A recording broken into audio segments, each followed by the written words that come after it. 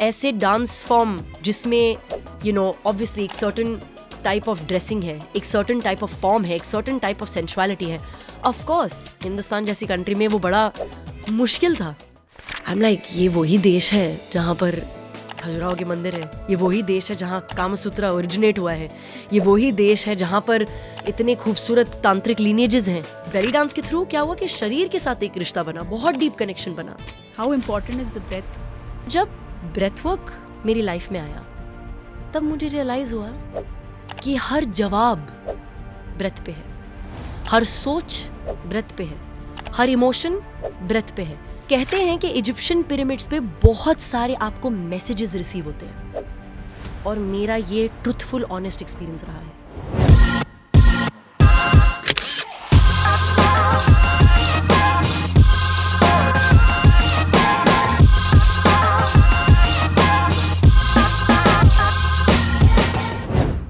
जब आप बहुत खुश होते हो, पहली चीज आप क्या करते हो?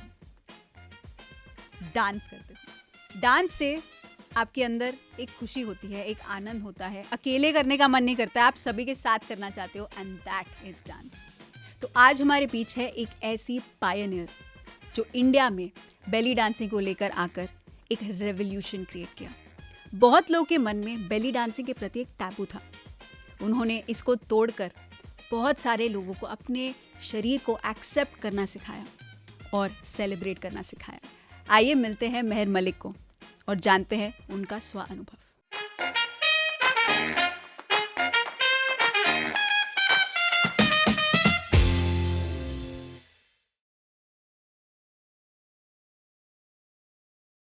हाय। हाय, वेलकम। Thank you. आपका मेजर हो सकते हो एक इंस्ट्रूमेंट आप रहे हैं, ब्यूटीफुल फॉर्म बेली डांसिंग को इंडिया में लाने के लिए। और अभी मैं आपको देखती हूँ तो you so much more from where you started. तो जब आप पहले कर रहे थे बेली डांसिंग, क्या बदला? क्योंकि आपने अपने आप को एक्सप्लोर किया, प्रूव करना पड़ा अपने आप को इस डे टू डे लाइफ में। तो what changed after time to time within you? I think कहीं ना कहीं सिंप्लिसिटी की सेक के लिए, चीज़ों को आसान करने के लिए, लोगों को आपको एक डब्बे में डालना ज़्यादा आसान है। एंड आई थिंक दैट कहीं ना कहीं अगर इंसान डॉक्टर बने, कि बेली डांसर बने, कि क्रिकेटर बने, एक इंसान को सिर्फ वो क्या काम करते हैं उससे नहीं फुली पहचाना जा सकता है। एंड एक तरह से मैं कहूँगी कि कुछ नहीं बदला है, पर दूसरी तरीके से मैं कहूँगी कि हर दिन सब कुछ बदलता है। बेली डांस भी एक मूवमेंट था, एक मूवमेंट, खैर तो वो है ही बॉडी में, बट एक रेवोल्यूशन भी है। क्योंकि हमारे जैसे देश में जहाँ पर औरतों को काफ़ी हद तक, एंड ऑफ कोर्स बदल रहा है ये, बट काफ़ी हद तक जहाँ बांध के रखा हुआ है, जहाँ जो फैमिली के मेन हैं वो औरतों के लिए डिसीजंस बनाते हैं कि वो कहाँ जा सकते हैं, क्या पढ़ सकते हैं, क्या पहन सकते हैं, किसका बॉयफ्रेंड हो सकता है, किससे शादी करनी चाहिए वगैरह।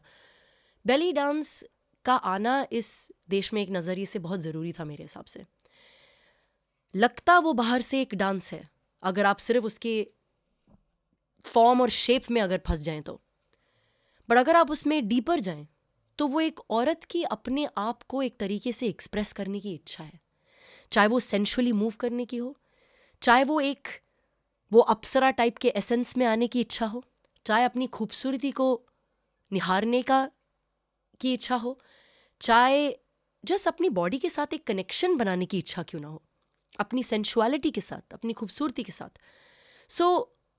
मुझे खुद ही नहीं पता था कि बेली डांसिंग का महत्व क्या है पहले। उससे मैं एक कल्चरल पॉइंट ऑफ व्यू से कनेक्टेड थी, क्योंकि मैं मिडल ईस्ट में रही हूँ 17 साल, तो मुझे उसका एक जो वूम कनेक्शन मिडल ईस्ट से है वो मुझे रियलाइज़ होता था। तो मेरे लिए भी वो इस यंग उम्र में, 17 साल की उम्र में, एक प्रोफेशनल डांस फॉर्म ही था जो मुझे बहुत इंटरेस्टिंग लगा, और उसने मेरे अंदर कुछ मूव किया, आई थिंक। बट देखते देखते बेली डांस एक ऐसी चीज़ बन गई इंडिया में जहाँ औरत, फेमिनिन, विमेन अपने लिए एक जगह ढूंढ सकती हैं, एक सिस्टरहुड ढूंढ सकती हैं, एक स्पेस ऑफ सेलिब्रेशन ढूंढ सकती हैं. एंड वो देखना आई थिंक सबसे खूबसूरत पार्ट रहा है. अपने आप को प्रूव करना आप कह सकते हो ज़रूरी था, बट इसीलिए नहीं क्योंकि ये कंपटीशन थी. कभी भी किसी और के साथ तो कंपटीशन कभी भी थी नहीं, बट इसीलिए क्योंकि अगर कुछ मन को पसंद आया है और अगर किसी चीज़ में दिल है और उसके लिए पैशन और जुनून है, तो फिर कोई ऑप्शन नहीं है. आप उसमें एक फनकार की तरह, एक क्रेजी पर्सन की तरह कंप्लीटली घुस जाते हो, और फिर बाकी सब जो निकलता है वो सिर्फ उस जुनून का अंजाम होता है.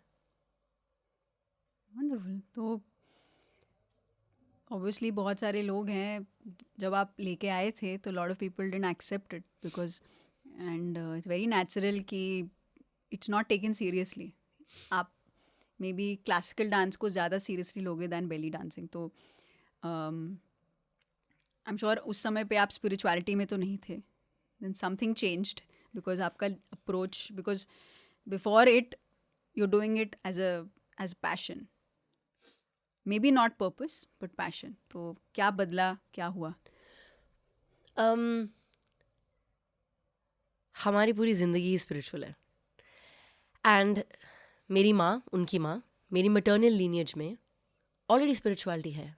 मेरी माँ ने 18 साल में संन्यास ले लिया था and she had left home. कुछ ऐसे रीजंस हुए जिसकी वजह से मेरी माँ वापस संसारिक जीवन में घुसी. उनका इंटरव्यू नहीं है, सो बट ये बीज जो स्पिरिचुअलिटी का रहा है, ये ऑलरेडी मेरी मटर्नल लीनियज में है. एंड आप जानते हैं बहुत अच्छी तरह से कि इंसान जब अपनी कला में भी होता है डीपली, वो मोमेंट भी स्पिरिचुअली होता है. सो स्पिरिचुअलिटी को एक्सपीरियंस, अपने खुद के एक्सपीरियंस से, स्पेशली एज एन आर्टिस्ट जो डीपली अपनी स्पिरिचुअलिटी में है, एक फिलोसोफर, एक आर्टिस्ट, उससे आप उसकी स्पिरिचुअलिटी डिस्टिंग्विश नहीं कर सकते, कभी नहीं कर सकते. बट येस, ऑफ कोर्स, ऐसे डांस फॉर्म जिसमें ऑब्वियसली एक सर्टन टाइप ऑफ ड्रेसिंग है, एक सर्टन टाइप ऑफ फॉर्म है, एक सर्टन टाइप ऑफ सेंशुअलिटी है, ऑफ कोर्स हिंदुस्तान जैसी कंट्री में वो बड़ा मुश्किल था उसको इस्टेब्लिश करना. बट फिर आई रिमेंबर मेरे से जब लोग पूछते थे कि हम अपनी बेटियों को कैसे भेज सकते हैं करने के लिए, या ये कैसे, उसको कैसे देखा जाएगा. आई एम लाइक, ये वही देश है जहाँ पर खजुराहो के मंदिर है, ये वही देश है जहाँ कामसूत्रा ओरिजिनेट हुआ है, ये वही देश है जहाँ पर इतने खूबसूरत तांत्रिक लीनेजेस हैं. तो ये सवाल ही गलत है, ये सवाल गलत है. एंड ये कहना कि वो लड़की का एक्सप्रेशन आपके दबाव के अंदर है, ये सोच ही गलत है. सो आई थिंक कहीं ना कहीं इसके लिए हिम्मत चाहिए थी, क्योंकि मुझे इसमें टोटल यकीन था. मुझे पता था कि मेरी स्वतंत्रता और मेरे शरीर की स्वतंत्रता मेरी है, ये मेरा डिसीजन है, और कोई और मुझे नहीं बता सकता कि मेरे लिए लज्जा क्या है. वो मुझे कोई और नहीं समझा सकता, वो सिर्फ मेरा डिसीजन है. So I think what changed is recognizing कि a problem is an opportunity. कि लोगों की छोटी सोच मेरे लिए अपॉर्चुनिटी है. अपने आप को किस तरीके से मैं दर्शाऊंगी एज एन आर्टिस्ट, अपने आप को किस तरीके से मैं कैरी करूंगी, मैं इस काम को कैसे आगे लेकर जाऊंगी. And I think long run में, और अगर रेट्रोस्पेक्ट में देखा जाए, तो वो बिलीफ ही है जिसने आज, अब वो डांस फॉर्म ऐसा नहीं है जहाँ लोग चुप चुप करते हैं. अब वो मेन स्ट्रीम मीडिया का हिस्सा बन चुका है, रियलिटी शोज का हिस्सा बन चुका है. हर नुक एंड कॉर्नर पे एक बेली डांस स्कूल है अब. तो अब इसमें कोई, अब ऐसा वक्त ही नहीं रहा, ऐसा वक्त था ऑफ कोर्स, बट ये सिर्फ इग्नोरेंस है. और इग्नोरेंस बुरी या अच्छी चीज़ नहीं है. इग्नोरेंस सिर्फ ये है कि आप एक चीज़ को जज करते हो क्योंकि आप उसको समझते नहीं. पर फिर that's where we come in, right?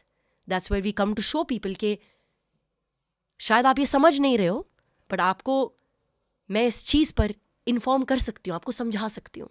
And I think उसी तरीके से कुछ बदल सकता है. Can you share any experience of any dancer, any family member, कोई आया हो सीखने के लिए, लेकिन something happened when they were trying to learn dance, but they chose for themselves कि ये मैं करना चाहता हूँ, but family ने मना किया. आई थिंक ये तो बहुत नेचुरल है और बहुत बारी हुआ है कि कोई आता है कंसिस्टेंटली बेली डांस सीखने, वो 3-4 महीने बड़े सीरियसली सीख रहे हैं, और ऑल ऑफ अ सडन ऐसा कुछ होता है कि कोई उनको कह देता है कि ये ठीक नहीं है. बट ये भी कहानी 15 साल पुरानी है. ऐसा हुआ है, ऐसा हुआ है, बट सच को बहुत टाइम तक छुपाया नहीं जा सकता. सो ऐसा रहा है कि people would say that's like I said कि एक मेरे को याद है, एक यंग गर्ल आई थी, उसकी माँ ने कहा boys will look at her in school in a very bad way. और मेरी माँ भी मजाक किया करती थी इसको, बहुत अच्छे शब्दों में कहना मुश्किल है, बट मेरी मम्मी कहती थी कि स्टेज पर जाकर अपनी तशरीफ को हिलाने को डांस नहीं कहते हैं. And this is what my mother used to say to me. And जब मैं इवेंचुअली बेली डांसर बन गई, मैंने अपनी माँ को बोला, हाँ जी, इसको बेली डांस कहते हैं. तो ऐसा रहा है कि लोग अपनी जजमेंट से आए हैं या अपनी नासमझ से आए हैं. बहुत बारी हुआ है ऐसे. अगर मैं और भी डीपर इसमें जाऊं तो कहीं ना कहीं बेली डांसर और एक सेक्स वर्कर के बीच में भी 15 साल पहले कोई डिफरेंस नहीं था. कोई डिफरेंस नहीं था. लोग मुझसे पूछते थे, अच्छा तो पैकेज में और क्या मिल सकता है. जब आप यंग होते हो, आपके अंदर इतनी कंपैशन नहीं होती, तो ऑब्वियसली वापस जो जवाब आता है वो हिम्मत से, अग्रेशन से, रिबेलियसनेस से ही आता है. तो था, उसका भी वक्त था अपने टू टेक अ स्टैंड. वक्त था, मुंह पे गाली थी, सब था, ऐसा टाइम था. बट उस चीज का इतने टाइम तक सहारा लेने की जरूरत नहीं पड़ी, क्योंकि जब आप अपने बिलीफ सिस्टम का चलता फिरता एग्जाम्पल हो, इवेंचुअली लोगों को दिखाई दे देता है. और मैं अगर सच कहूँ, हाँ रहे हैं और भी बेली डांसर्स इंडिया में, बट इंडिया की बेली डांसिंग की एवोल्यूशन मैंने सिंगल हैंडेडली देखी है. I was one of the few, कुछ फॉरेनर्स थे उस टाइम पे, बट इंडियंस कोई नहीं थे. तो मैंने डेफिनेटली उस ट्रेंड को और उस सोच को बदलते हुए देखा है. ऑफ कोर्स इस प्रोसेस में कुछ दुश्मन बने थे, कुछ लोग थे जो ऑफ कोर्स नीचे खींचने की कोशिश कर रहे थे. But when you are an example of your work, change is bound to happen. Wonderful. And you stood by it. That's amazing. That's amazing. So सब कुछ तो बढ़ ही रहा था, सोच बदल रही थी, मूवमेंट बढ़ रहा था. Then how did spirituality happen for you?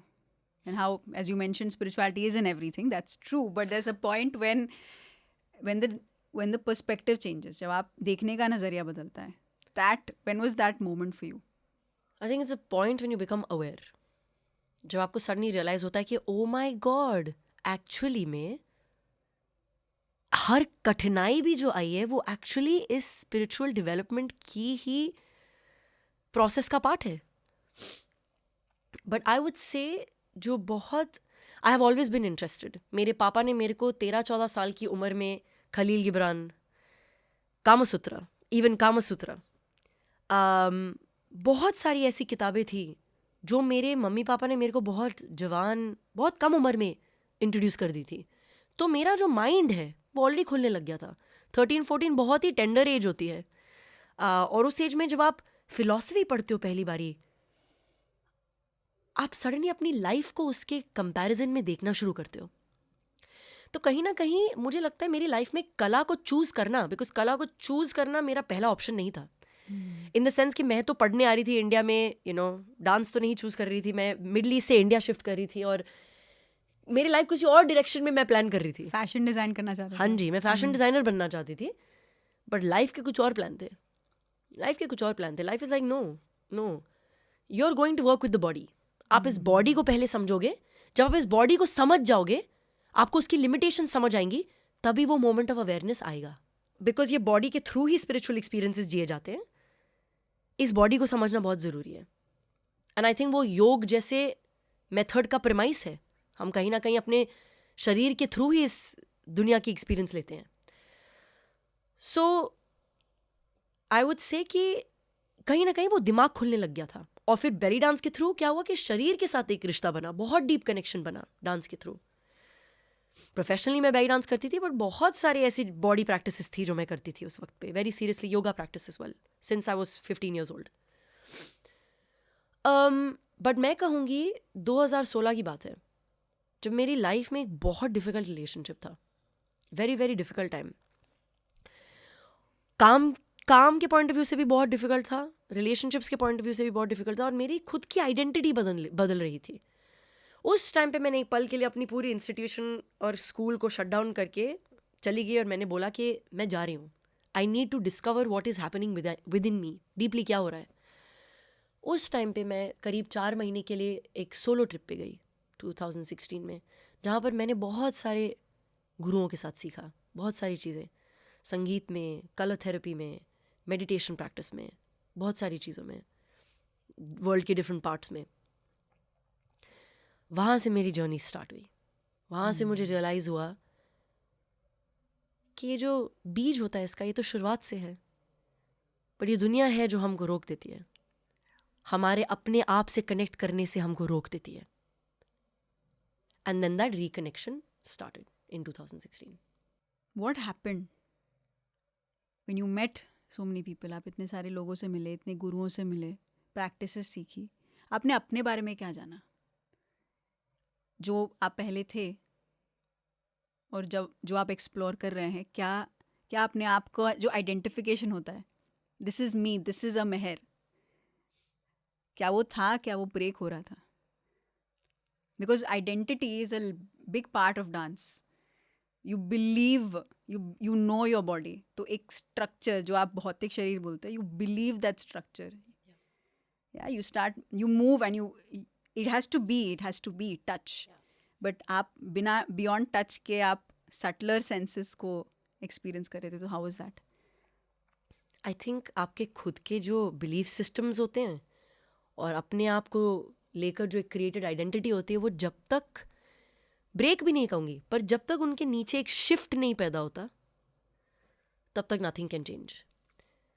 So I think कि वो ब्रेकिंग पॉइंट जो आया कि मेरे को जाना है, मेरे से अब ये नॉर्मल तरीक़ों से चीज़ें नहीं हो रही हैं, I need to get out, that was the motivating factor.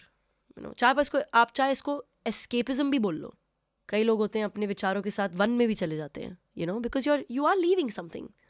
एक आइडेंटिटी को कहीं ना कहीं ट्रांसफॉर्म करने के लिए उस पुरानी आइडेंटिटी को भी छोड़ना पड़ता है. एट दैट टाइम, उस समय पर सच बोलूं तो आइडेंटिटी है कि नहीं है कुछ भी नहीं समझ आ रहा था. I wasn't sure of anything. All I knew इसके जिस तरीके से मैं चीज़ें कर रही हूँ, एक पॉइंट पे वो मुझे बहुत गेन दे रहा है, बट एक पॉइंट पे वो मुझसे ले भी रहा है कुछ. And that's the nature of life. But क्या मैं अवेयर हूँ? क्या मुझे पता है कि क्या जा रहा है और क्या आ रहा है, क्या पा रही हूँ और क्या खो रही हूँ? So at that moment was time to really introspect on my values. What do I envision for myself? मैं किस दुनिया का, किस किस्म की दुनिया बनाकर किस किस्म की दुनिया का हिस्सा बनना चाहती हूँ? सो आई थिंक ये बहुत सारे प्रश्न थे. और जब प्रश्न थे, आइडेंटिटी और नॉन आइडेंटिटी को इस्टेब्लिश या समझने का भी कोई चांस नहीं था, क्योंकि उस टाइम सिर्फ प्रश्न थे. कैसे प्रश्न? फॉर एग्जाम्पल, जब आप अपनी लाइफ देखते हो और आप ये देखते हो कि आपको कितनी सक्सेस है, आप सोचते हो और पैसा आपके हाथ में आ जाता है, आप सोचते हो और अपॉर्चुनिटी आपके हाथ में आ जाती है, तो एक पॉइंट ऑफ व्यू से आप मैनिफेस्टेशन के बारे में सोचते हो कि एनीथिंग आई थिंक ऑफ वो सच हो सकता है. पर फिर एक आपके कंट्रोल के बाहर वाला फैक्टर है. जब जान कभी भी जा सकती है, आप बीमार कभी भी पड़ सकते हो, और कितने ऐसे एस्पेक्ट्स होते हैं जिंदगी के जिस पे आपका कोई कंट्रोल नहीं है. Death, of course the greatest being death. पर छोटे छोटे पहलू में भी आता है. ऑल ऑफ अ सडन आप अपना हार्ट कहीं इन्वेस्ट करते हो और समथिंग क्रैशेस, वो बिल्कुल टूट जाता है. आप डीपली जाओ तो ऑफ कोर्स आपको हर चीज़ के लिए, इंसान का दिमाग ऐसा है कि वो हर चीज़ के लिए रैशनलाइज कर सकता है. बट क्या हम ये कह सकते हैं कि सब कुछ हमारे कंट्रोल में है? बिल्कुल भी नहीं. हम रैशनलाइज कर सकते हैं, उसमें सच कितना है किसको पता. तो तब उस टाइम पे ये सारे अननोन फैक्टर्स जो प्रेजेंट कर रहे थे अपने आप को, अपने तरीके से जो सब कुछ हिल डुल रहा था, आई थिंक उस टाइम पे ये अननोन चीज़ों से मिलने का टाइम था. क्योंकि तब तक मुझे पता था कि मैं किस तरीके से खेल रही हूँ, मैं क्या कर रही हूँ, मेरे विचार कैसे हैं, मैं अपनी कला पे कैसे ग्रो करना चाहती हूँ, ये सब था. बट ये अननोन के साथ एक दोस्ती कम थी. Faith, surrender, belief, trust. I think उस टाइम पर ये डिस्कवरी हुई, उस टाइम पर इन चीज़ों से मुलाकात हुई. पहले जो आपके हाथ में है कंट्रोल, जो हमें लगता है, जो हमें लगता है हमें है control, and there is a point जब सब ब्रेक हो गया. There is something that happens in everyone's life, that is that moment for you जब you had to find yourself and realize कि there are lot of things that are beyond your control, that you can not control.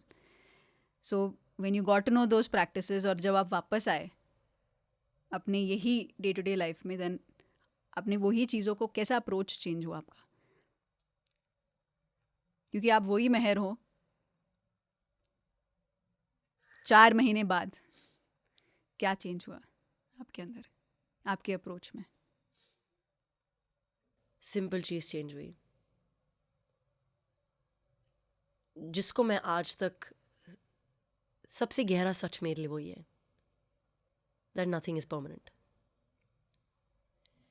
And हम तब तक misery में रहते हैं और हर चीज़ को दुगना त्रिगुना मिजरी बना देते हैं जब तक वो ऐसे होती है, हाथ में पकड़ी हुई टाइट.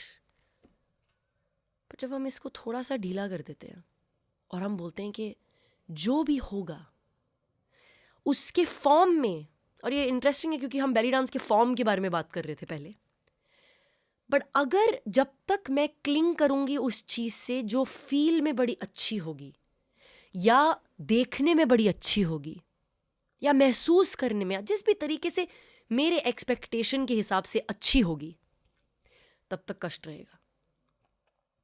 बट जब आप ये यकीन करना शुरू कर दोगे कि कुछ भी तो परमानेंट है ही नहीं, तो जो भी हो रहा है, it is happening in my greatest good, it is helping me understand that. तो ये बदलता है कि आप, सब कुछ ही बदल जाता है, सब कुछ बदल जाता है. फिर आपको एक सेंस ऑफ फॉरएवर या एक सेंस ऑफ ये हमेशा रहेगा, वो छूट जाता है. और इसीलिए नहीं क्योंकि आपने दर्द देखा है, मैंने दर्द देखा है तो मेरे को फॉरएवर में यकीन ही नहीं है, ऐसा नहीं है. आप उस पर भी इंट्रोस्पेक्ट करते हो, फॉरएवर है ही नहीं, इट्स नॉन एग्जिस्टेंट. तो सब कुछ बदल जाता है, आपके रिश्ते बदल जाते हैं, आपका काम करने का नज़रिया बदल जाता है, आप जिस तरीके से इस दुनिया में अपने इनपुट्स और एफर्ट्स को भी डालते हो वो भी बदल जाता है. जुनून उतना ही रहता है, यकीन उतना ही रहता है, बट कि वो इस तरीके से हो हमेशा मेरे तरीके से, वो छूट जाता है, वो छूट जाता है. सो आफ्टर दैट आपने मूवमेंट को और गहराई से समझने की कोशिश की. सेड ब्रेथ वर्क को आपने एक्सपीरियंस किया, आपके डे टू डे प्रैक्टिस में ब्रेथ के साथ काम करना वो आने लगा. So how important is the breath? And काफ़ी ग्रांटेड लेते हैं हम अपने ब्रेथ को, जब तक हम वेंटिलेटर पर नहीं जाते तब तक हम ब्रेथ का वैल्यू जानते ही नहीं हैं. तो वाई, यस डांस में भी बोलते हैं, I always been taught that use the breath will take you, but there was a point for me, I didn't realize I was actually dancing without the breath. I know that about a lot of dancers. I was into meditation. Yeah. मैं सब कुछ कर रही थी. वही क्योंकि I'm a ballet dancer, so the point is reaching. It reaches till a point, and you're feeling amazing because it's also an achievement, right? You feel like yes, जो as a beginner in dancer to spending time in dance, and you do that. That's what you want, but then the same approach, when I use the breath, it's just, and I saw the way you approach everything. When you are with the breath, your anger is under control. When you're with the breath, things flow. So how was the experience of the breath with you? ये interesting सवाल है क्योंकि मेरे को याद है जब मैं 15 साल की थी, मेरे को बहुत मेजर साइनसाइटिस इशू था, बहुत मेजर. मतलब मैं स्कूल नहीं जा पाती थी. मतलब मेरा not like I liked school, मुझे स्कूल से नफरत थी, but this helped you. This helped me. So क्या होता था कि मैं ब्रीद नहीं कर पाती थी और मैं बहुत लाइक हेडेक, पेन्स. तो मेरे पापा ने मेरे लिए एक योगा के गुरु ढूंढे. 15 इयर्स की थी जब मैंने योगा स्टार्ट किया था. 6 महीने के अंदर मेरा साइनसाइटिस डिसअपियर हो गया था. Disappear. It was so bad and it disappeared. उस टाइम से मैंने योगा कभी नहीं छोड़ा. So since I was 15, pranayama, क्रियाज, asanas, meditation in my personal life it's been part. जितना एक गुरु आपको जहाँ तक लेकर जाते हैं, शायद पर्सनली मैं उतना नहीं गई, बट गुरु जितना ले जाते थे मैं वहाँ तक जाती थी. तो मेरे लिए मेरे डांस की जर्नी में ब्रेथ केम फर्स्ट. क्योंकि बेली डांस जो ऐसा डांस है जो मदर से डॉटर पास ऑन किया जाता है वूम को बर्थ के लिए प्रिपेयर करने के लिए. उसका ऑलरेडी जो एसेंस है वो प्योर है. एंड मुझे पता है एज अ मदर जो जन्म दे चुकी हैं, उस टाइम पर जब आप जन्म दे रहे होते हो तब सांस का क्या काम होता है. आई वुड से कि breath has been my friend for a very long time. But उसमें भी लेवल्स होते हैं, बहुत लेयर्स होती हैं. जब आप कहते हो कि सांसों की माला पे सिमरू में पी का नाम, ये आप क्या कह रहे हो? आप तो बहुत सटल में जा रहे हो. आप यहाँ तक जा रहे हो कि हर सांस पर there is the name of the beloved. And I believe हम जब अपनी सांस से रिश्ता बनाना शुरू करते हैं तो आप बहुत डीप जा सकते हो उसमें. एक सांस भी एक ग्रॉस लेवल पर है और उस ग्रॉस लेवल से डीपर डीपर डीपर डीपर आप जाते रह सकते हो. तो जब ब्रेथवर्क मेरी लाइफ में आया तब मुझे रियलाइज हुआ कि हर जवाब ब्रेथ पे है, हर सोच ब्रेथ पे है, हर इमोशन ब्रेथ पे है. जैसे हम अपने लैंग्वेज में ट्रॉमा थेरेपी वगैरह की लैंग्वेज में स्पेस होल्डिंग कहते हैं, ब्रेथ से बड़ा स्पेस होल्डर है ही नहीं.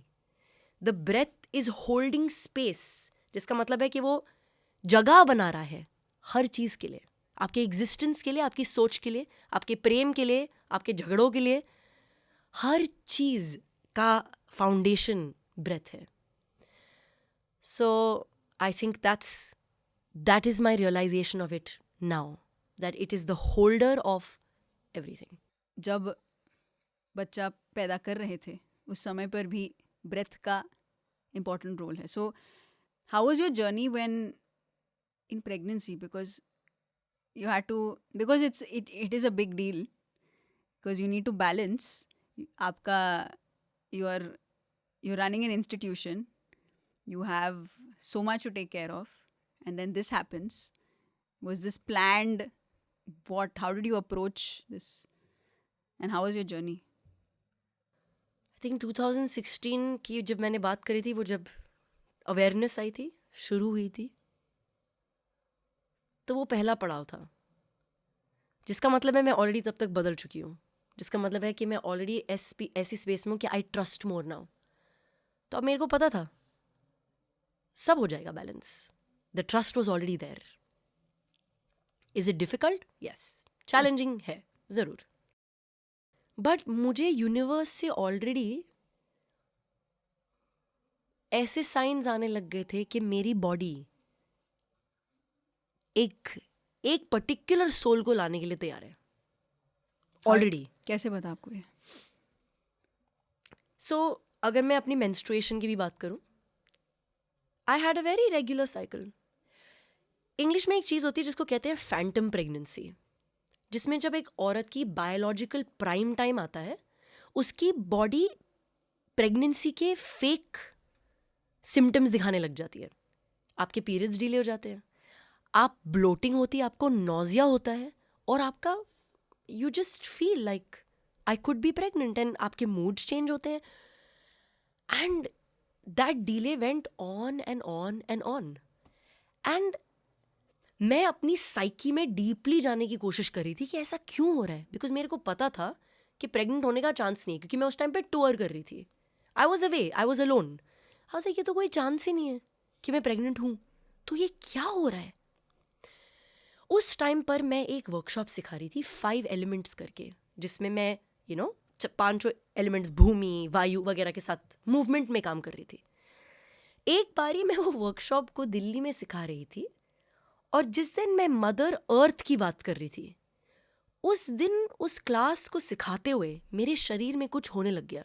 Like I felt big shifts, change. I could feel कि जब मैं ये वर्ड्स बोल रही हूँ, नर्चरिंग, मदरहुड, अबंडेंस, प्रोटेक्शन, जब मैं ये सारे शब्द बोल रही हूँ, उस एक तो सोमैटिक एक्सपीरियंस भी है बट डीपली कुछ हो रहा है. मैं घर वापस आई रोते हुए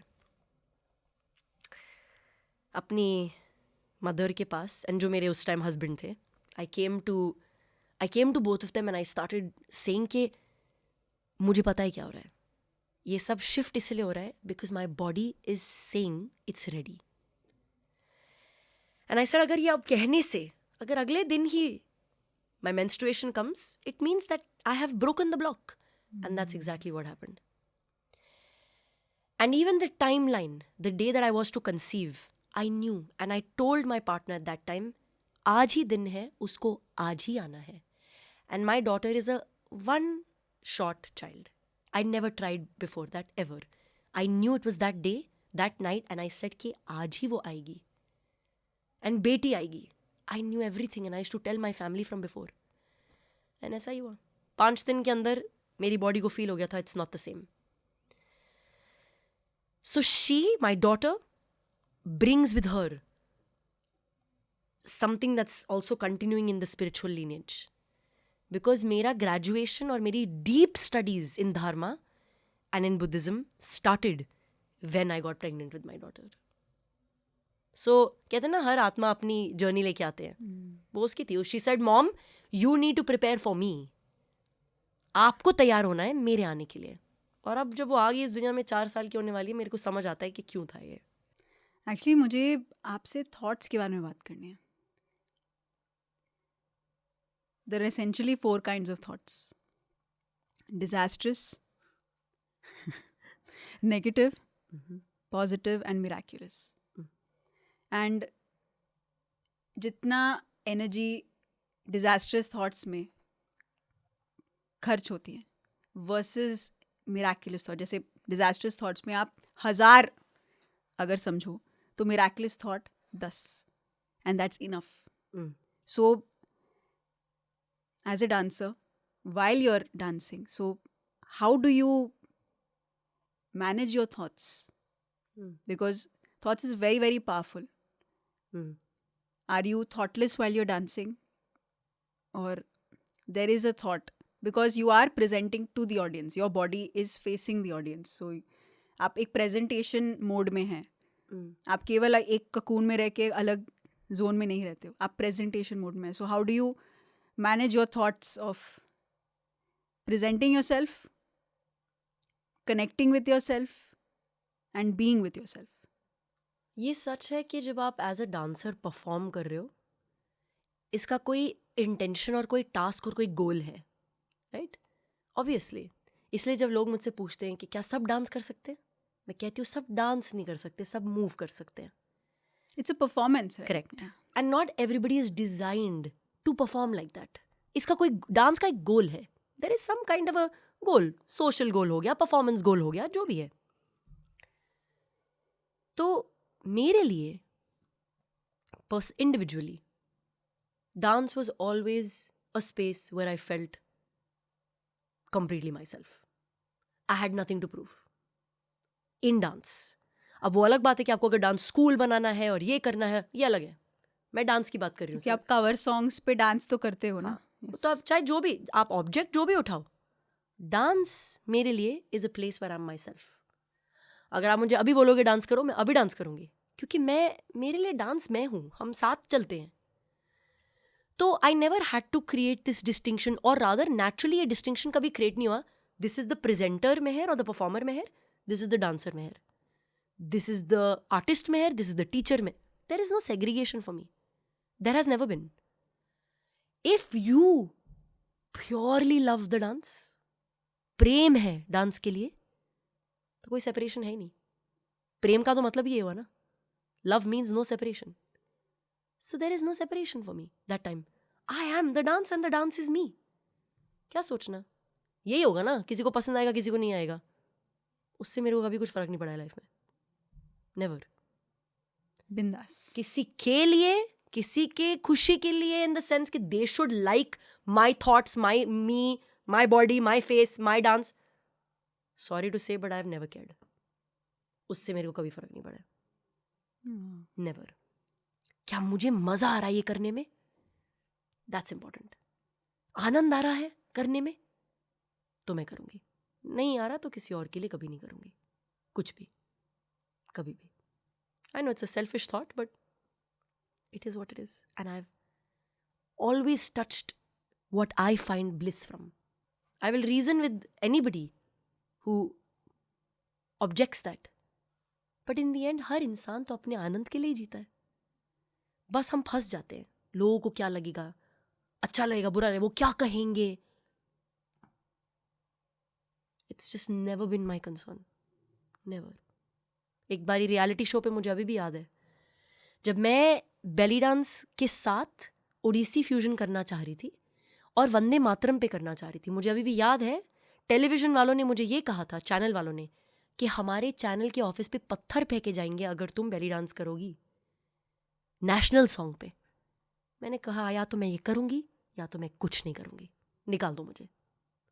मैंने किया, और आज तक छोटे से छोटा बच्चा, बड़े से बड़ा बुजुर्ग, सबके लिए उनका फेवरेट पीस वही था।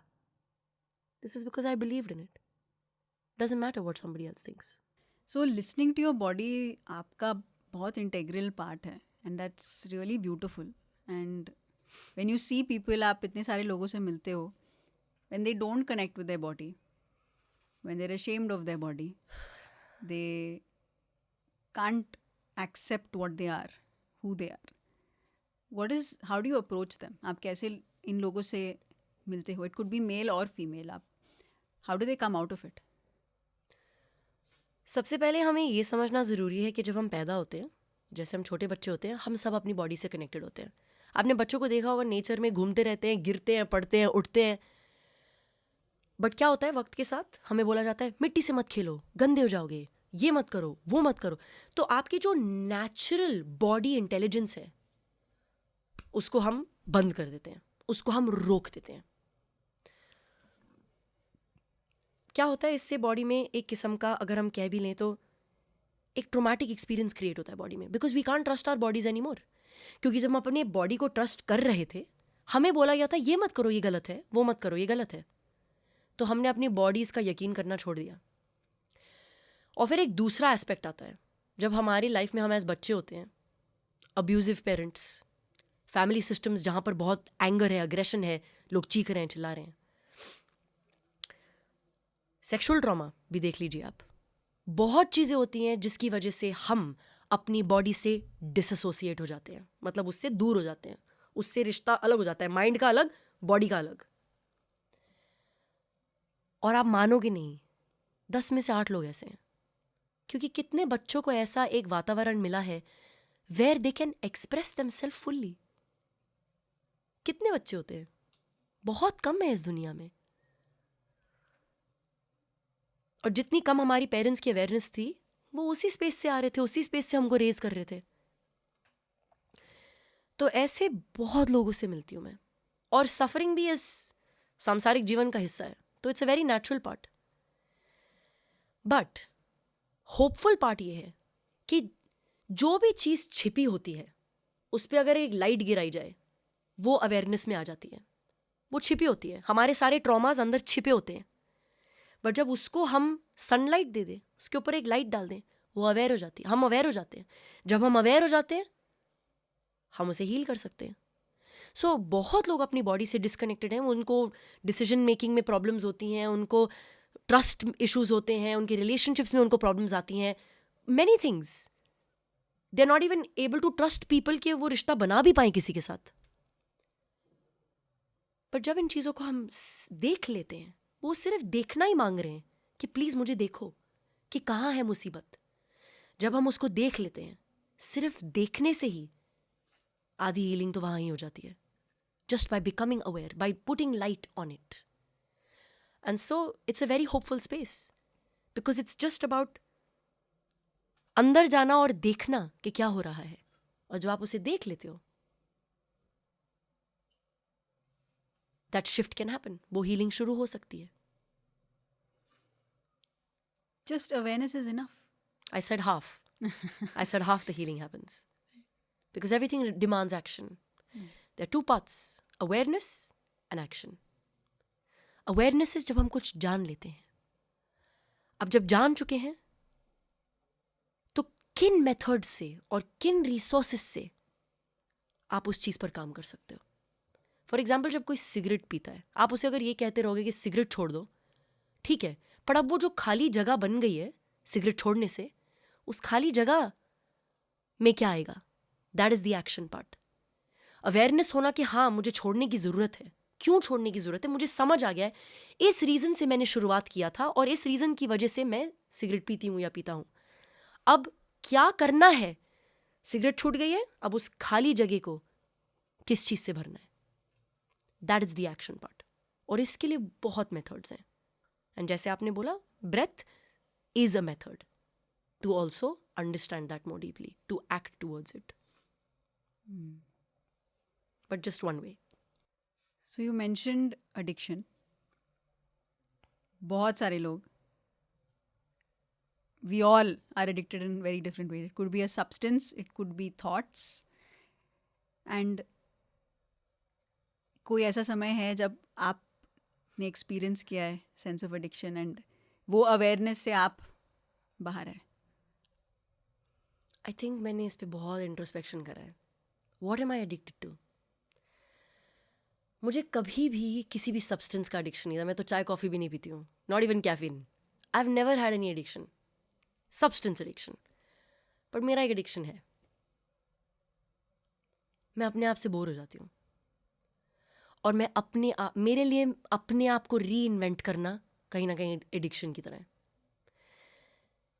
जिसका मतलब है कि इसलिए नहीं कि किसी को कुछ दिखाना है, इसलिए क्योंकि मेरा बहुत इनर बिलीफ है, देयर इज मोर, और है जानने के लिए, और है जानने के लिए. तो आई थिंक एक एडिक्शन है और जानने के लिए, डीपर जाने के लिए, और वो हमेशा से रहा है. मेरे पापा मुझे मॉन्स्टर बुलाते हैं. He calls me, you are a monster, because तेरे लिए कभी भी ये जर्नी काफ़ी नहीं है. आई एम लाइक, हाँ, I am sorry, but this is how I am. And I am not saying कि मैं बदल नहीं सकती हूँ, ऑफकोर्स बदल सकते हैं, बट वो बदलाव भी तो उस एडिक्शन का हिस्सा ही हो जाएगा. तो अगर मैं जब उनको ये भी कहूँ कि बदल सकती हूँ मैं, बट मेरे लिए वो वही होगा. अपने मॉन्स्टरपन से ना मॉन्स्टर होना भी तो चेंज है, वो भी तो एक डीपर होना है. तो आई थिंक कहीं ना कहीं एक rediscovery is an addiction to me. It thrills me, it kills me, it makes me, it breaks me. Rediscovery.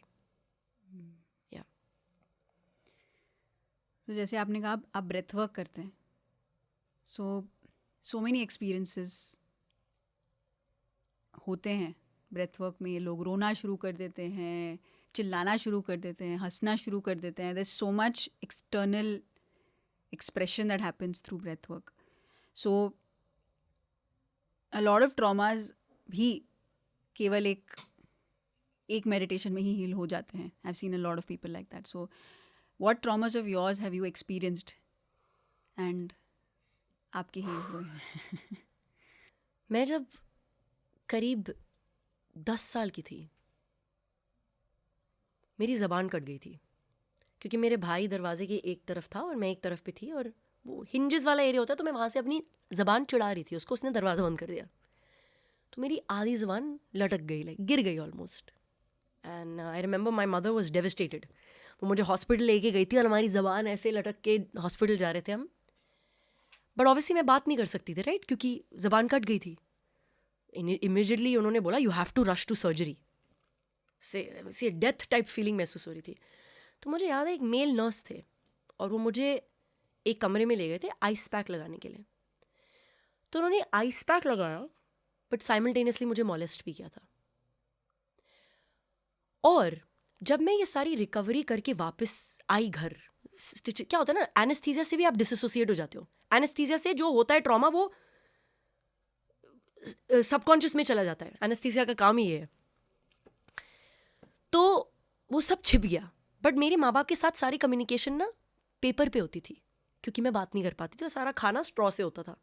तो मैं ना जोक्स लिखती थी, क्योंकि मुझे मेरी अपनी खुद की दशा पे इतनी हंसी आती थी कि मैं जोक्स, मेरे माँ बाप कहते थे कैसी लड़की है, साइलेंस में भी सेंस ऑफ ह्यूमर निकाल रही है ना, I am joking on paper. पर मुझे, और जब मैं साइकोलॉजी की स्टूडेंट बनी मच लेटर इन लाइफ, मुझे रियलाइज हुआ that humour can be such a defence mechanism, क्योंकि आप किसी चीज़ को बचाने की कोशिश कर रहे हो. और मुझे रियलाइज नहीं हुआ. तो मेरी लाइफ में ह्यूमर उस उम्र पे स्टार्ट हुआ. मुझे एक वेरी इंटेंस ब्रेथवर्क जर्नी में ये रियलाइज हुआ कि मेरी लाइफ में ह्यूमर ने मुझे कितना बचाया है. It has been like my mask. एक तो मेरी वो रियलाइजेशन हुई थी. ये अच्छा बचाना नहीं है, ये बुरा बचाना है. डिफेंस मैकेनिज्म है, क्योंकि आप सच बोलने से डर रहे हो, आप बोल नहीं पाओगे. और मेरे माइंड ने इस मेमोरी को बहुत सालों तक शट डाउन कर दिया था. मेरे पास वो मेमोरी थी नहीं. करीब होंगी मैं 17-18 की, तब 7-8 साल बाद जब ये रीसर्फिस हुई और मुझे याद आया कि ऐसा कुछ हुआ था. और फिर अब उस 17-18 साल से अब मैं देखूं वापस 34 और 17 साल बाद एक ब्रेथवर्क जर्नी में मैं जोर जोर से चिल्लाई, मम्मा मम्मा मम्मा, क्योंकि जब मेरे ऊपर आइस पैक था मैं मम्मा मम्मा चिल्लाना चाह रही थी. मैं वही कह रही हूँ ना, वो दिख जाता है और समझ आ जाता है तो आधा काम वहीं हो जाता है. और जो आप तब नहीं कर पाए, आप ब्रेथवर्क जर्नी के थ्रू उसको रीलिव करके अब आपकी बॉडी से वो एक्सप्रेशन बाहर निकलता है. चाहे वो नो कहना है, चाहे वो चीखना है, या मार के जाना है, या भाग जाना है, आप वो चीज़ें अब वापस एक्सपीरियंस फुल्ली कर सकते हो जो आप उस टाइम नहीं कर पाए. So this was a very big experience for me. And जब मैं आई वापस उस एक्सपीरियंस से, तब मैंने कहा कि उस टाइम पे नहीं कह पाई थी, मैं कहना चाहती थी, मैं अपनी माँ को बुलाना चाहती थी, पर वो पॉसिबल नहीं था. एंड मैं तो इस पूरे ब्रह्मांड में एक इंसान हूँ जिसके साथ ऐसा कुछ हुआ है. Trauma is the level of trauma जो लोग महसूस करते हैं, आप सोच भी नहीं सकते, सोच भी नहीं सकते. और क्या होता है फिर, अक्सर जब हम स्पिरिचुअल पाथ पे जाते हैं, हम इस ट्रॉमा को बाईपास करके स्पिरिचुअलिटी पे जाने की कोशिश करते हैं. एस्केप नहीं होता, नहीं होता. और अड़ जाते हैं, हम अटक जाते हैं, अपने स्पिरिचुअल पाथ पे अटक जाते हैं, क्योंकि वो ट्रॉमा तो जीवित है ना शरीर के अंदर. किसी भी चीज़ का हो, वो जी रहा है अंदर. एंड आपको कभी भी उसके बारे में ना ही आवाज़ उठा पाए, ना ही उस पर कोई एक्शन ले पाए, सालों लग जाते हैं. so grateful you shared this experience. So many experiences happen जब आप ध्यान करते हो. तो क्या आपने कभी अपने सोल का एक्सपीरियंस लिया है, रियलाइज़ किया है कि आप केवल इसी शरीर में एक मेहर मलिक नहीं, आपने कई जन्म लिए हैं. क्यों आप पैदा हुए ओमान में, क्यों आप इंडिया आना हुआ आपका, so many reasons. Have you realized that you are a soul? My philosophy on this is a little different. I think there is only one soul. हम में बस बिखरी हुई है टुकड़ों में, that's it. जिसको हम कॉन्शियसनेस कहते हैं,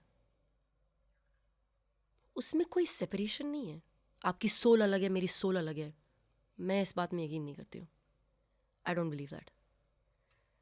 क्या मुझे ये एक्सपीरियंस हुआ है कि जो आपके अंदर है वही मेरे अंदर है? यस, 100%. क्या मुझे ये एक्सपीरियंस हुआ है कि एक पेड़ और मैं एक दूसरे से बात कर सकते हैं? यस. क्या मुझे ये एक्सपीरियंस हुआ है कि मैं एक जीव को नहीं खाऊंगी क्योंकि उसका दर्द मेरा दर्द है? यस. बट क्या मेरी सोल सेपरेट है? नहीं. उसका आकार, उसका फॉर्म, उसका एक्सप्रेशन डिफरेंट है. पर ना ही ये कोई मुझे प्रूव कर सकता है, ना ही मुझे कोई ये दिखा सकता है. तो सिर्फ मेरा ही अनुभव है. And I believe that consciousness is a unified force, a singular force. And all of this is one leela. ये मेहर लगती है, कोई और ये पेड़ लगता है, ये लैंप लगता है. It's a simulation. That's what I believe. You shared that जानवर को खाना. आप पहले ओमान में रहते हुए आई एम श्योर जानवरों को कंज्यूम करते थे? इसकी भी कहानी है अगर आप सुनना चाहते हो तो. This is where you were saying about spirituality. हम मीट ईटिंग कंट्री में थे ना, obviously. Oman is Islamic countries में मोस्टली मीट खाया जाता है. 10 ईयर्स की थी मैं जब हम सब्जी मंडी गए थे, और उसके साथ में बिल्कुल एक चिकन्स को बिहेड जहाँ होते हैं, बेसिकली जहाँ से लोग मीट खरीदते हैं. 10 ईयर्स की थी जब मैंने अपने माँ को बोला ऐसे आता है chicken. And they said yes. I said मैं कभी नहीं खाऊंगी. 10 years I went vegetarian when I was 10 years old on my own. And 8 years back I went vegan on my own. So अब मैं जानवर से मीट क्या, उसका दूध दही घी कुछ भी नहीं खाती हूँ. कुछ भी. ना ही पर्ल्स पहनती हूँ, ना ही सिल्क पहनती हूँ, ना ही हनी खाती हूँ. Anything that comes from an animal at all. So 10 साल की उम्र तक तो क्या ही पता था मुझे. जो भी मिलता था खाने को खा लेती थी. जब होश आए, 10 साल की उम्र में होश आया कि ओ माय गॉड, ये ऐसे चीख चीख के मैं ये खाती हूँ. और वो भी बहुत लेस था. My mother is been a vegetarian. Like I said, उन्होंने संन्यास लिया था, तो मेरी मम तो वेजिटेरियन थी. पर वो मिडिल ईस्ट में थोड़ा सा एक्सपोजर होता है तो इंसान इधर उधर खा लेता है. बट हमारा हाउस प्रिडोमिनेटली वेजिटेरियन ही है. It's a vegetarian household. But 10 years, that's all it took for me to have this realisation. Yeah and I think veganism से बेहतर लाइफ डिसीजन मैं बना नहीं सकती थी. इतनी शांति आती है अंदर. It's a very peaceful experience. So what you eat is what you are. So आपके life choices in terms of food कैसे बदले? 10 साल की उम्र में कंपैशन वॉज द रीज़न, क्योंकि मैं नहीं देख पाई. 8 साल पहले वीगन होने का रीज़न कुछ और था, पर वो एक हेल्थ रिलेटेड रीज़न था. मुझे बहुत ऑफन गैस्ट्रो और माइग्रेन के अटैक्स आते थे, तो लोग कहते थे तू डांस करती है ना, नज़र लग जाती है. हाँ सर, नहीं यार, कुछ और है. मैं मानती हूँ नज़र लग सकती है, ओके, इसका भी एक सटल रीजंस है, बट कुछ और है, कुछ गलत हो रहा है या मैं कुछ गलत खा रही हूँ. तो मैंने एक जर्मन एलर्जी टेस्ट किया था, जो जाके बहुत सारे फूड सैम्पल्स में आपका ब्लड टेस्ट करवाते हैं. उसमें मैं डेयरी से एलर्जिक थी और कुछ अदर फूड ग्रुप से एलर्जिक थी. जब मैंने वो फूड ग्रुप्स माइनस करे, I didn't get any of those attacks anymore. No more. And ये proven है कि dairy is mucus creating. ये सब science है. And the science is evolving on plant-based eating. Like I said, addiction to rediscovery. It comes in here. तो वो choices थे क्योंकि health related था. Compassion तो reason था ही था from a young age. पर जब मैंने इसके benefits देखे, मेरे को meditation करना आसान हो गया. एनर्जी ज़्यादा थी, और मेरी लाइफ में एक बैलेंस था, between things, between physical energy, mental energy, emotional energy. मुझे सिर्फ बेनिफिट्स दिखाई दिए. मेरी गट हेल्थ बेटर हो गई. सो जब मैंने प्लांट बेस्ड ईटिंग के बेनिफिट्स महसूस करे, आज अब तो ये ऐसे ही चलना है. अब 8 साल हो गए हैं इस बात को. सो कंपैशन ऑब्वियसली वो तो फाउंडेशनल रीज़न था, but health too, both the reasons. Pyramids का बहुत बड़ा कनेक्शन है आपका. एवरी ईयर आप सुना है कि आप डांसर्स को, मेडिटेटर्स को लेके जाते हैं पिरामिड के अंदर. प्लीज़, क्योंकि हमारा चैनल ही पिरामिड मेडिटेशन चैनल है. We are all about pyramids. We built more than 35,000 pyramids across the world, and that's kind of our mission कि पिरामिड को देखो तो मेडिटेशन याद आएगा. धर्म से कोई लेना देना नहीं है. It's all about that one structure is enough for you to remind you of meditation. So wonderful कि आप भी इंडिया में तो आप और करो ही, बट आपका जो इजिप्ट का एक्सपीरियंस है वो बताइए. आई थिंक ट्रायंगल या पिरामिड ऑलरेडी बहुत ही पोटेंट पोर्टल है. एंड इस दुनिया में बहुत सारे ऐसे एनर्जी वॉर्टेक्सेस हैं. इजिप्ट उनमें से एक है, obviously one of the most important. तो कोविड के पहले मैं अपने डांसर्स को हर साल लेके जाती थी, to meditate there, to dance there, to move and to take the energy of that land. अब इस ईयर से मैंने स्पेसिफिकली विमेंस वर्क पे फोकस शुरू कर दिया है. तो मेरे इवेंट्स होते हैं वाइल्ड वूम करके. अब इसको भी वूम क्यों बुलाते हैं? क्योंकि जब आप योनि मुद्रा भी बनाते हैं तो वो भी एक पिरामिड के फॉर्म में ही है. It's a triangular form. जब आप ट्रिनिटी की भी बात करो, जब आप क्रिएशन, डिस्ट्रक्शन और बैलेंस की भी बात करो, तो वो भी ट्रायंगुलर है. And so everything in this universe is playing out in the energy of these three energies. कहते हैं कि जो इजिप्शियन पिरामिड्स हैं वो अकॉर्डिंग टू जिस तरीके से वो प्लेस्ड हैं, कहते हैं कि वो दुनिया का थ्रोट चक्र है. तो कहते हैं कि इजिप्शियन पिरामिड्स पे बहुत सारे आपको मैसेजेस रिसीव होते हैं. और मेरा ये ट्रुथफुल ऑनेस्ट एक्सपीरियंस रहा है. जब मैंने पिरामिड्स में शांति से बैठकर अपने साथ वक्त बिताया है, मुझे हर बारी एक न्यू विजडम का रेवलेशन हुआ है, हर बारी. एंड इसीलिए कहीं ना कहीं मैं अब उसको एक थेरेप्यूटिक सेंस में, मेडिटेटिव एंड मूवमेंट सेंस में, डांस से कम रिलेटेड बट उसकी ऊर्जा से, उसकी शक्ति से कनेक्ट करने के लिए मैं लोगों को अब 24 के एंड में इस टाइप के कंटेनर में पहली बारी विमेन को इजिप्ट लेकर जा रही हूँ इस एक्सपीरियंस के लिए. अमेजिंग लैंड है कि मेरा ऑलरेडी उससे डांस के ज़रिए रिश्ता बना हुआ है, बट आई थिंक अब कॉन्शियसली मेरा रिश्ता इजिप्ट के साथ एक बहुत डिफरेंट टाइमलाइन में जा रहा है. एंड आई थिंक बहुत लोग हैं, बहुत कॉन्ग्रीगेशंस, बहुत संगत मिलती है इजिप्ट पे मेडिटेट करने के लिए, because the energy is very powerful. And it's time to bring together the dance, the movement, the meditation, and the energy of the pyramids together, the feminine energy together. Yeah. So a lot has changed, and now can you tell us आप अब इस साल क्या explore कर रहे हैं और कैसे आप डांस को आगे लेके जा रहे हैं, क्योंकि it's been quite a journey, and dance also you just keep evolving, body evolve होता है, आपके थॉट्स इवॉल्व होते हैं, लोग अलग मिलते हैं. तो कैसा अभी आप डांस को कैसे आगे लेके जा रहे हैं? आई थिंक डांस से भी मैं कभी सेपरेट नहीं हो सकती, क्योंकि जो इंसान अपनी बॉडी के साथ इन टच में है वो नाचेगा.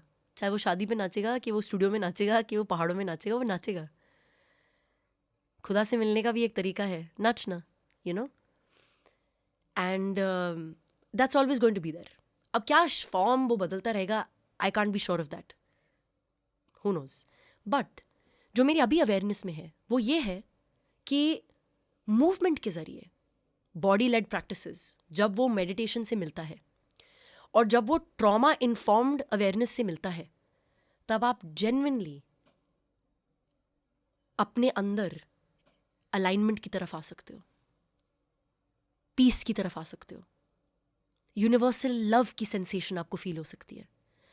तो आई थिंक अब जो मेरा सारा काम है वो इसी कमिटमेंट में है, to show people what I have seen, क्योंकि मैं सिर्फ अपने लिमिटेड पर्सपेक्टिव से ही दिखा सकती हूँ. I don't know everything, I will never know everything. I know my experience, that's it. Through that I have seen infinite discovery, growth, piece.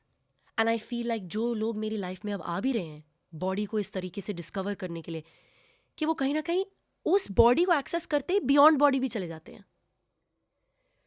Body में से जब ये सारे ब्लॉक्स हटाए जाते हैं, तभी तो इंसान तभी तो वो लव में आता है, तभी तो लव से वो यूनिवर्सल कनेक्शन में आता है. तो this is what I am committed to now, कि मैं इसमें और डीपली कैसे जाऊं और कैसे पढ़ूं. एंड मेरी डिस्कवरी, मेरी रिसर्च है, मेरा काम है, और डीपली ये समझना कि how can I be of more service. मैं और सेवा कैसे कर सकती हूँ, मैं और सपोर्ट कैसे दे सकती हूँ अपने आप को भी, बट मेरे पाथ में कोई भी आए उसको भी. That is the only mission now, that's it. There is nothing else, nothing material, nothing, कुछ चाहिए नहीं मेरे को, nothing at all. Just how can I become more aligned with my purpose, and वो कैसे जहाँ तक भी पहुँचना है वो पहुँच सकता है, कैसे वो डिस्कवर करते रहना है बस. That's it. Thank you. Thank you. Thank you for this conversation. Thank you for sharing. Thank you. बहुत लोगों के लाइफ में ट्रॉमा हुआ है, and yeah meditation has healed my trauma too. To come out of, to accept yourself, Yeah. to be, Hmm. to be. Yeah. Thank you. Thank you. Thank you for listening to me and for having me. Meditation and movement. Meditation के साथ आपका movement effortless होता है। Meditation के साथ आता है awareness, और अवेयरनेस से एक्सेप्टेंस जब आता है तो वही होती है healing. So meditate, be aware and accept yourself. Till then हमें मिलिए अगले स्वानुभव में, और सब्सक्राइब करना ना भूलें, क्योंकि जब आप सब्सक्राइब करते हो हमारा बहुत सपोर्ट होता है। तो मिलते हैं अगले स्वानुभव में PMC हिंदी चैनल में।